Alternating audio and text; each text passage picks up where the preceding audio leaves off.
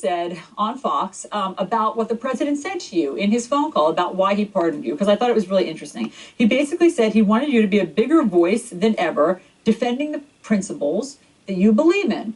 And so I want to just go through, hear what those principles are. And I have some, I think, as reflected in your Twitter feed. So let's just go through this if this captures what your principles are. So February 2015, you tweeted about President Obama.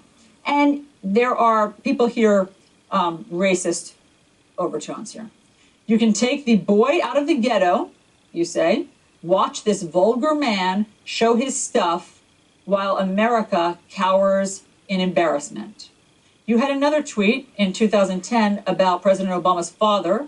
You say this philandering, inebriated African socialist is what you call him. Oh, sorry, that's from a Forbes magazine. So I'm confused. What are the principles that you are hoping to be able to talk about now and spread? Well, Allison, first of all, I'd be happy to talk about those two tweets. Obama's father was a philandering, inebriated African socialist, as a matter of fact. And just out of that, hold on. Are you anti-philandering? Look, I'm not talking about this. I was referring to Obama's book, Dreams from My Father. Hold on, let me talk about principles. And I want to know if your principle, are you anti-philandering? Are you anti-vulgarity in your first one? Philandering is not a principle. What I was saying is that Obama claims himself that he derived his dreams, his principles, from his father. And the Forbes magazine article listed what those principles were. It's not unreasonable to investigate that. Look, I'm a mainstream conservative. I worked in the Reagan administration. I've worked at the most reputable conservative think tanks, from AEI to the Hoover Institution. Yeah. The very idea that you can define me by a tweet or two over a long career is preposterous. I'm not trying to define you, but I am trying to figure out what your principles are, and they seem confusing. Because you are obviously a supporter of President Trump's, and the idea that you would go after President Obama's father for philandering and for being vulgar, that strikes some as hypocritical. Why aren't you speaking out about President Trump's philandering? Why aren't you speaking about his vulgarity? Well, look, my argument about Obama wasn't about philandering. Obama is not a philanderer. His father was, but Obama wasn't. Sure, I was focusing on the anti-colonial ideology. The anti-colonial ideology of Barack Obama Sr., which was imbibed by the younger Obama. And my book really focuses on all that. It's not a sleazy attack on an individual. It's an examination of ideas. Okay, but when you say to somebody, you can take the boy out of the ghetto, it is a sleazy attack on an individual. Well, look, here's Obama in the White House, and he's got this selfie stick, and he's running around looking in the mirror and making ridiculous faces. And that's what you think. I mean, if people say that Trump has degraded the... Hold on. Yeah, go ahead. So you find that more degrading than things that you've heard in the past year in terms of vulgarity coming from the White House.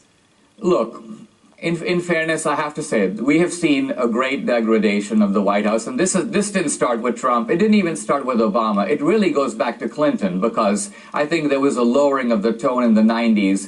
And I'm sorry to see all this. I'm actually sorry to see the...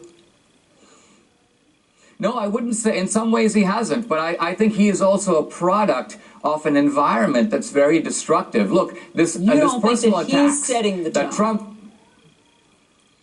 No, because I think that Republicans have said, basically, in the past we nominated Boy Scouts like Romney, people who are squeaky clean, and the left launched such attacks on these people that they ended up looking like Lucifer. We're finally going to appoint a tough guy who can take it and can return a punch. And so Trump, yes, I think he's in a much more in the mud, if you might say, and I regret that this is the environment we now live in, but we do.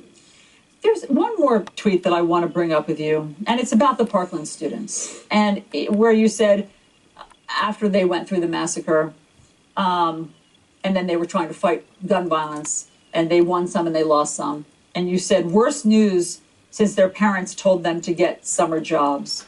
You apologized for that, and I'm sure that those kids appreciated that apology, but it was so shocking, frankly, the first one, that you would go after these kids who had just lived through a killing field.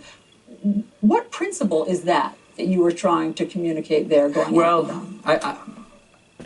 I I got to tell you honestly that that was a case where I was trying to make a point that completely misfired, and I take the full responsibility. As I saw it, and this is how you get into the heat of the battle in social media, that those kids were becoming pawns in a kind of political campaign.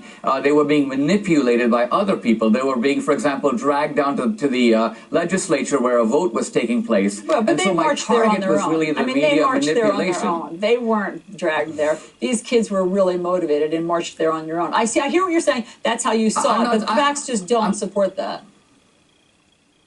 Well, what I'm saying is that, you know, in general, teenagers do not have the sophistication to be able to track legislative votes and show up in the right place at the right time and pose for the media as if they are stars on a TV show. I've heard this argument before, but teenagers protest all the time. Teenagers are passionate. I mean, this is what happened in the 60s. I mean, we've had this argument before. You didn't believe that I get it. You didn't think that they were acting of their own accord, but they did. But still, I appreciate you saying that tweet was a misfire, but in terms of principles and of elevating the conversation and of changing what you say about the degradation of everything we're talking about, that principle is just so reprehensible to go after them.